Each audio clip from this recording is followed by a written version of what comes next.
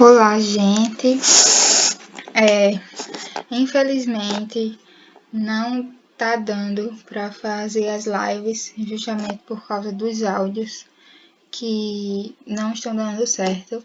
Então eu tinha preparado a aula de revisão, só que não estava dando certo iniciar as lives, então eu acabei nem falando nada com vocês. Eu resolvi então gravar um vídeo e postar no YouTube para vocês ficarem vendo, né? Vocês podem ver quando puderem, quando quiserem.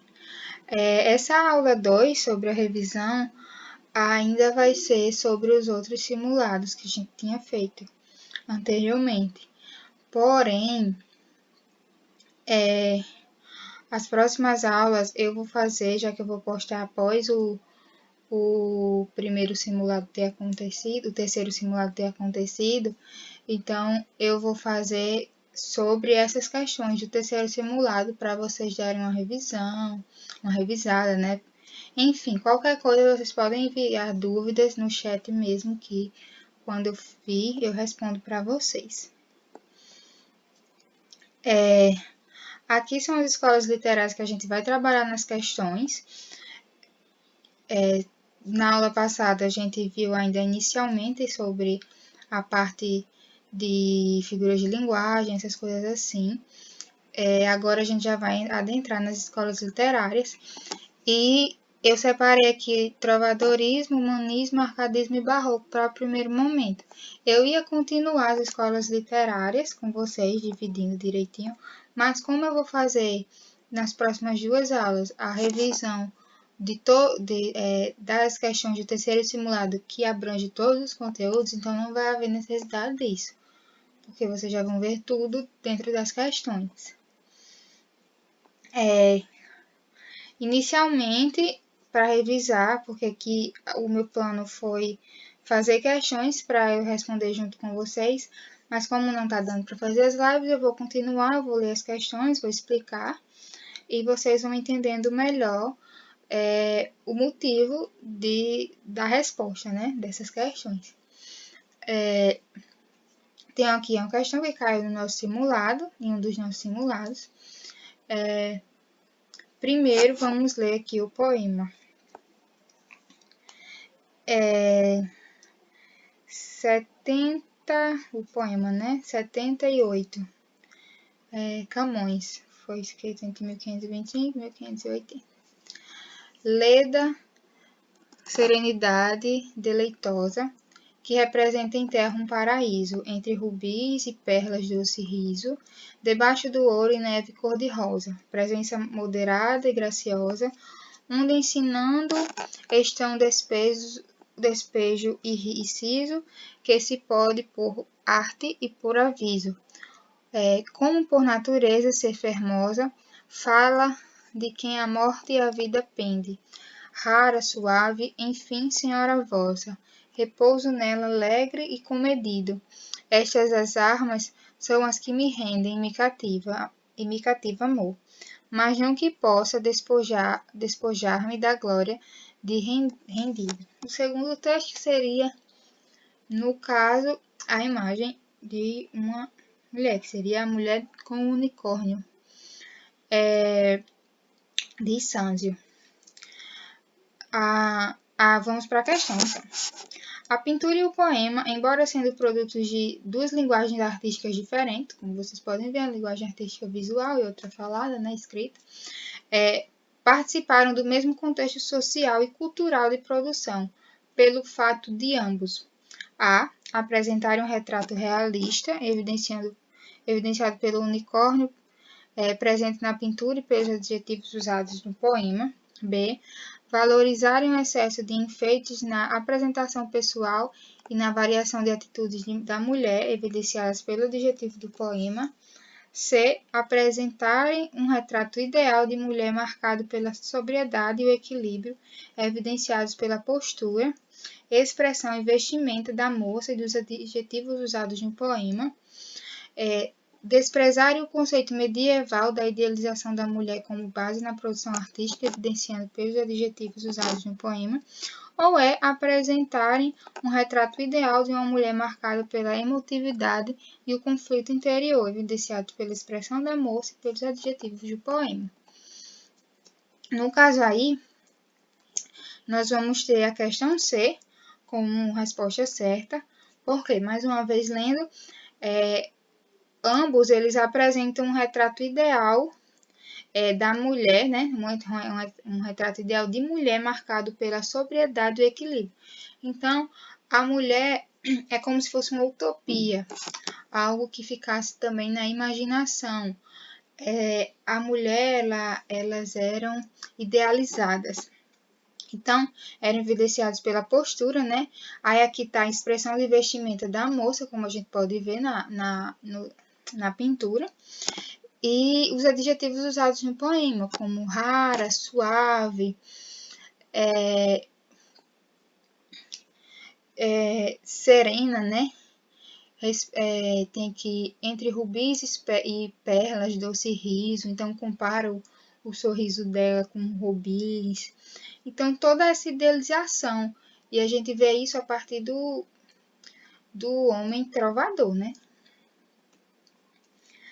A segunda questão que eu trouxe para vocês aqui é o soneto Alma minha gentil, que te partiste, do poema português Luís de Camões. Vamos ler, foi entre 1525 e 1580. Alma minha gentil, que te partiste, tão cedo desta vida descontente, repousa lá no céu eternamente, e viva eu cá na terra sempre triste. Sei lá no assento etéreo onde subiste, memória desta vida se consente. Não te esqueças de aquele amor ardente que já nos olhos meus tão puro vistes. E se vires que pode merecer-te alguma coisa a dor de que me ficou, de mágoa sem remédio, de perder-te, roga a Deus que teus anos encurto, que tão cedo de cá me leve a ver-te, quão cedo de meus olhos te levou. Então, no soneto, o eu lírico, né? Como vocês sabem, o eu lírico é o personagem, entre aspas, que o autor cria, né? A gente sempre fala no poema eu lírico, o poeta, o sujeito lírico, porque pode ser uma representação e não o próprio autor. Então, no soneto, o eu lírico. A. Suplica a Deus que suas memórias efetivas lhe sejam subtraídas. B. Expressa o desejo de que sua amada seja em breve restituída à vida. C. Expressa o desejo de que sua própria vida também seja abreviada. D. Suplica a Deus que sua amada também se liberte dos sofrimentos terrenos. Ou E. Lamenta que sua própria conduta tenha antecipado a morte da amada. Aqui a gente percebe um lírico triste, né? Pela morte da amada dele. Então, o que ele deseja em todo o poema, né, que ele tá dizendo aí, é que a vida dele seja curta também, assim como a amada dele teve essa vida curta. Roga a Deus que teus anos encurtou, a gente pode ver no último trecho, que tão cedo de cá me leve a ver-te. Então, ele pede a Deus que, assim como ele levou ela, ele também o leve para que ele possa vê-la. Quão cedo de meus olhos te levou. Então, é isso, gente. É uma questão bem autoexplicativa, assim, se a gente prestar atenção, tanto para entender o poema quanto para responder a questão. Se vocês lerem com atenção, vocês vão conseguir responder. E assim vai ser no Enem também, quando vocês se depararem com as questões, tentar não ficar tão nervosos. Para ler com calma, prestar atenção nos detalhes, nas características, porque no Enem não vai estar lá perguntando, por exemplo, o que é trovadorismo, o que é humanismo, explicar o contexto histórico, não. Eles vão usar de textos, sejam escritos ou sejam imagéticos, para que possam ser interpretados e dali eles vão pegar um elemento ou outro que caracterizem essas escolas literárias. Então, vocês precisam ler, interpretar o texto e tentarem lembrar do que foi dito nas aulas anteriores. Mais uma questão aqui para vocês. Tem 2 textos, uma imagem e um texto escrito. Vou ler aqui. É um trecho, né, da carta de Pero Vaz de Caminha. Andaram na praia, quando saímos, 8 ou 10 deles, e daí um pouco começaram a vir mais, e parece-me que viram, este dia à praia, 400 ou 450. Alguns deles traziam arco e flechas, que todos trocaram por carapuças ou por qualquer coisa que lhes davam, andavam todos bem dispostos, tão bem feitos e galantes como suas tinturas, que muito agradavam. Trecho da carta, né, como eu já falei. No segundo texto, uma imagem de Cândido Portinari, o descobrimento do Brasil, que foi feito em 1956. Vamos à questão. Pertencentes ao patrimônio cultural brasileiro, a Carta de Pero Vaz de Caminha e a obra de Portinari retratam a chegada dos portugueses ao Brasil. Da leitura dos textos, constata-se que a Carta de Pero Vaz de Caminha, representando as primeiras manifestações artísticas dos portugueses em terras brasileiras e preocupa-se apenas com a estética literária. B. A tela de Portinari retrata indígenas nus, com corpos pintados, cuja grande significação é a afirmação da arte acadêmica brasileira e a contestação de uma linguagem moderna. C. A carta, como um testemunho histórico-político, mostra o olhar do colonizador sobre a gente da terra e a pintura destaca em primeiro plano a inquietação dos nativos. D. As duas produções, embora usem linguagens diferentes, verbal e não verbal, cumprem a mesma função social e artística. E a pintura e a carta de Caminha são manifestações de grupos étnicos diferentes, produzidas em um mesmo momento histórico, retratando a colonização. É uma questão também bem óbvia, né? Como vocês podem ver aí. A letra C, a resposta certa. A gente sabe que a carta foi sim um testemunho histórico-político, porque ali ele vai retratar, né, relatar tudo que ele estava vendo ao chegar no Brasil, né? Então, todos os detalhes que ele poderia colocar ali para a história e para a política foram, né, muito importantes. Mostra o olhar do colonizador, como eu falei aqui já, sobre a gente da terra. Então, ele estava escrevendo a carta, obviamente, e o que ele escrevia, o que ele escrevia era a partir do que ele estava vendo. A pintura, né, destaca em primeiro plano a inquietação dos povos nativos.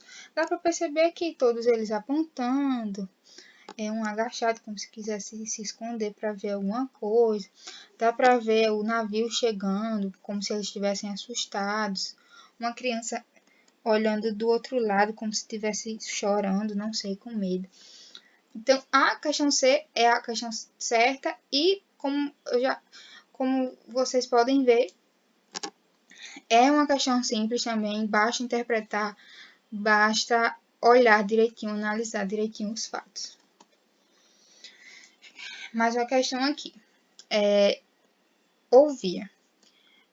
Ouvia que não podia odiar e nem temer, porque tu eras eu. E como seria odiar-me a mim mesma e a mim mesma temer? O segundo texto. Transforma-se o amador na coisa amada. Transforma-se o amador na coisa amada. Por virtude do muito imaginar, não tenho, logo, mais que desejar, pois em mim tem uma parte desejada. Bonito os trechos, né, gente? Nesses fragmentos dos poemas de Hilda Hilst e de Camões, a temática comum é o outro, transformado no próprio eu lírico, o que se realiza por meio de uma espécie de fusão de dois seres em um só. B. A fusão do outro com o eu lírico, havendo nos versos de Hilda Hilst a afirmação do eu lírico de que odeia a si mesmo. C. O outro que se confunde com o eu lírico, verificando-se, porém, nos versos de Camões, certa resistência do ser amado. D. A dissociação entre o outro e o eu lírico, porque o ódio ou o amor se produzem no imaginário, sem a realização concreta. Ou é o outro que se associa ao eu lírico, sendo tratados nos textos 1 e 2, respectivamente, o ódio e o amor. A letra A, né, gente? Vocês já podem ver aí, é a letra certa. Vamos ler mais uma vez. O outro, no caso, transformado no próprio eu lírico, o que se realiza por meio de uma espécie de fusão de dois seres em um só. Então, aqui no texto a gente pode ver, quando ele fala, transforma-se o amador na coisa amada. Ali, o outro, né, vai se fundir com o próprio eu lírico, e daí de 2 passa a ser 1. Um. E aqui no primeiro, também tem essa característica quando ela fala que não, eu via que não podia odiar e nem temer, porque tu eras eu. Então, o outro também era o eu lírico. Aí, continua dizendo, e como seria odiar a mim mesma e a mim mesma temer? Mais uma vez, aí a gente vê essa característica. Próxima questão. Nós vamos encontrar aí nessa questão 5 textos pequenos, né? Vou ler aqui rapidinho. Eu tô tentando fazer rápido, uma aula tranquila. Já que vocês não estão me vendo, justamente porque eu tô com problema de gravar o áudio junto com a câmera. E tô tentando ser mais prática, justamente para não ficar tão entediante. Texto 1. Ao longo do sereno, tejo suave e brando, num vale de altas árvores sombrio, estava o triste almeno, suspiros espalhados ao vento e doces lágrimas ao rio. Texto 2. Bailemos nós, ia todos três. Ai, irmãs, sou aqueste ramo desta uelanas, e quem for louçana como nós louçanas, se amigo amar, sou aqueste ramo destas uelanas. Texto 3. Tão cedo possa tudo quanto passa, morre tão jovem, ante os deuses quanto morre, tudo tão pouco. Nada se sabe, tudo se imagina, circunda-te de rosas, ama, bebe e cala. O mais é nada. Esqueci de falar aqui para vocês. O primeiro texto de Luís Camões, o segundo de Aires Nunes, o terceiro de Fernando Pessoa. O quarto texto também de Luís Camões. Os privilégios que os reis não podem dar, pode amor, que faz a qualquer amado livres das humanas leis, mortes e guerras cruéis, ferro, frio, fogo e neve, tudo sofre quem o serve. Por último, texto 5. As minhas grandes saudades são do que nunca enlacei.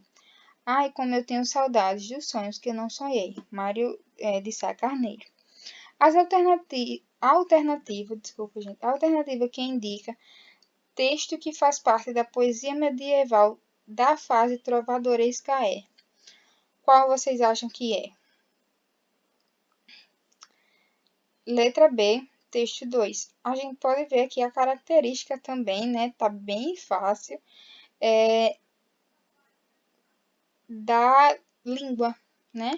A gente sabe que não está falando o português atual, nem o português atual de Portugal também, então é algo de características trovadorescas. Os outros, mesmo que tragam alguns detalhes da época, mas não é um texto que faz parte da poesia medieval trovadoresca. É só um texto que, por exemplo, um texto que relata isso. Entendem, né? Nos outros aspectos. Mais uma questão, óbito do autor. Expirei às 2 horas da tarde de uma sexta-feira do mês de agosto de 1869, na minha bela chácara de Catumbi. Tinha uns 64 anos, rijos e prósperos, era solteiro, possuía cerca de 300 contos e fui acompanhado ao cemitério por 11 amigos. 11 amigos. Verdade é que não houve cartas nem anúncio. Acresce que chovia, peneirava, uma chuvinha miúda. Triste e constante, tão constante e tão triste que levou um daqueles fiéis da última hora a intercalar esta engenhosa ideia do discurso que proferiu à beira de minha cova. Vós, que o conhecestes, meus senhores, vós podeis dizer comigo que a natureza parece estar chorando a perda irreparável de um dos mais belos caracteres que tem honrado a humanidade. Este ar sombrio, estas gotas do céu, aquelas nuvens escuras que cobrem o azul como um crepe fúnebre, tudo isto é a dor crua e mar que lhe rói a natureza as mais íntimas entranhas. Tudo isso é um sublime louvor ao nosso ilustre finado. Então, texto adaptado de Machado de Assis, do livro Memórias Póstumas de Brás Cubas. Vamos lá, foi ilustrado por Cândido Portinari. Tem tudo aqui na referência. Vamos à questão. E aqui tem outro texto, né? Um texto não verbal, que é uma imagem de um caixão, algumas pessoas, a chuva, tudo isso. Na verdade, essa é a ilustração. Compare o texto de Machado de Assis com a ilustração de Portinari, como vocês podem ver aqui, a ilustração e o texto. É correto afirmar que a ilustração do pintor apresenta detalhes ausentes da cena descrita do texto verbal, retrata fielmente a cena descrita por Machado de Assis, distorce a cena descrita no romance, expressa um sentimento inadequado à situação, contraria o que descreve Machado de Assis. Aqui a resposta A apresenta detalhes ausentes da cena descrita no texto verbal. Aqui ele colocou, porque não dá para detalhar, não sei se não dá para detalhar direito, mas aí tudo que a gente sabe que eram só 11 amigos, aqui não foi colocado os 11 amigos na imagem, não dá para ver. Ele coloca aqui que chovia, ele coloca um chuvisco, alguns guarda-chuvas, por exemplo, não dá para ver a expressão do rosto das pessoas nessa imagem, né, nessa ilustração. Então, realmente, ele apresenta, sim, aquilo que foi descrito pelo autor, mas com alguns detalhes ausentes, como a própria questão fala. Próxima questão. De modo particular, quero encorajar os crentes empenhados no campo da filosofia para que iluminem os diversos âmbitos da atividade humana, graças ao exercício de uma razão que se torna mais segura e perspicaz com o apoio que ele recebe da fé. Papa João Paulo II. O segundo texto, as verdades da razão natural não contradizem as verdades da fé cristã. Refletindo sobre os textos, podemos concluir que a encíclica papal está em contradição com o pensamento de São Tomás de Aquino, refletindo a diferença de épocas. B. A encíclica papal procura complementar São Tomás de Aquino, pois ele colocava a razão natural acima da fé. C. A Igreja medieval valorizava a razão mais do que a encíclica de João Paulo II. D. O pensamento teológico teve importância na Idade Média, mas em nossos dias não tem relação com o pensamento filosófico. Tanto a encíclica papal como a frase de Santo Tomás de Aquino procuram conciliar os pensamentos sobre a fé cristã e a razão.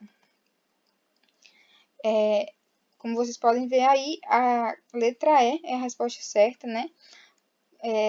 Tanto a encíclica papal como a frase de Santo Tomás de Aquino procuram conciliar os pensamentos sobre a fé e a razão. Na frase de Santo Tomás de Aquino, a gente pode ver claramente essa tentativa, né, de conciliar esses pensamentos.